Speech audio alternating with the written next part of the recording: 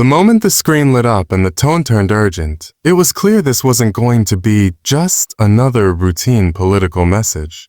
What followed felt less like a calm national update and more like a revealing window into priorities, pressure, and political instinct, an address that moved fast, hit hard, and kept circling back to one familiar name. Hello everyone, welcome back to the channel.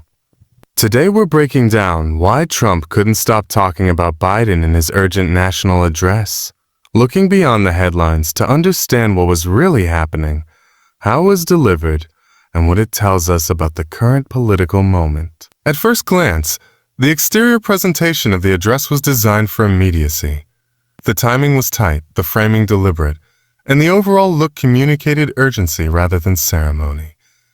This wasn't built like a grand primetime presidential speech meant to inspire unity or reflection. Instead, it felt compressed and direct, almost like a rapid response. The backdrop, posture, and pacing all reinforced a sense of action and confrontation. Visually and stylistically, the address projected momentum and alertness, signaling to supporters that something important was happening right now, and that attention was required immediately. The outward tone also leaned heavily into contrast. Trump positioned himself as active, aware, and combative, while painting Biden as the central point of comparison. This exterior layer mattered because it set expectations before a single argument fully landed. Viewers weren't eased into the message. They were pulled straight into a narrative of opposition. From the opening moments, the address looked and felt like a challenge rather than a report, framing Biden not as a background figure, but as the focal presence throughout. Inside the message itself, the substance was tightly packed and selective, focusing on a few key themes rather than a broad policy breakdown. The interior content moved quickly, prioritizing emphasis over depth and repetition over expansion. Where the address really showed its character was in performance. Trump's delivery was fast-paced, assertive, and emotionally charged. He spoke with the cadence of someone responding rather than reflecting, which gave the address a reactive energy. His voice rose and fell strategically, especially when mentioning Biden, signaling which points were meant to resonate most strongly. The repetition of Biden's name wasn't accidental. It functioned as a drumbeat, reinforcing the idea that the current political landscape, in Trump's view, is defined by this rivalry. This performance style served multiple purposes. For supporters, it reaffirmed familiarity and consistency. It sounded like the Trump they recognize, direct, critical, and unfiltered.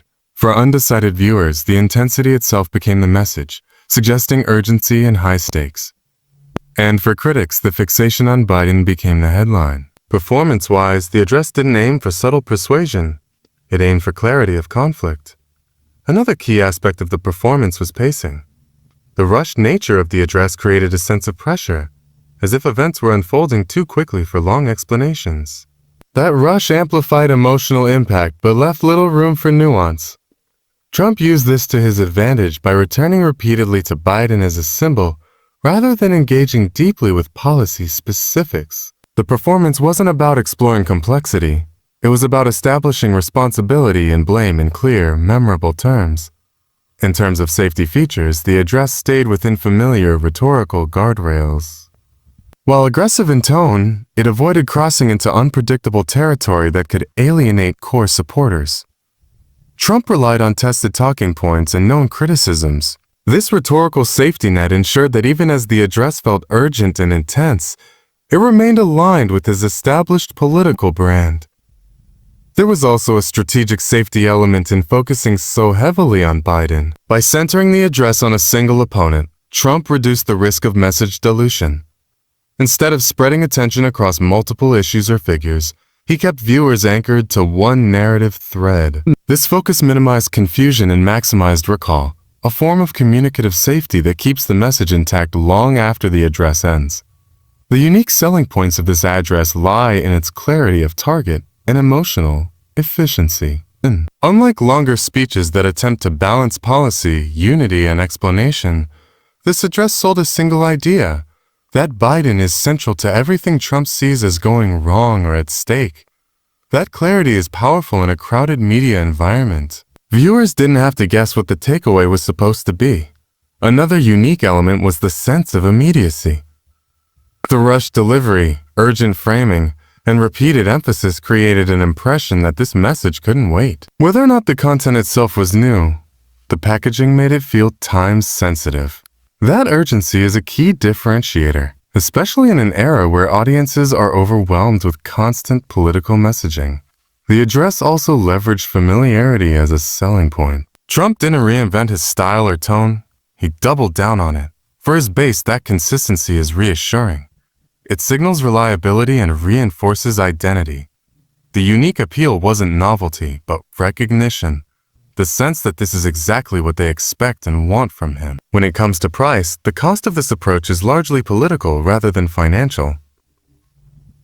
By focusing so intensely on Biden, Trump potentially narrows his appeal to those already engaged in the rivalry. The price paid may be reduced outreach to viewers looking for policy detail or a broader vision. At the same time, the payoff is consolidation of attention and loyalty among supporters who respond strongly to direct confrontation. There's also a strategic price in terms of narrative flexibility.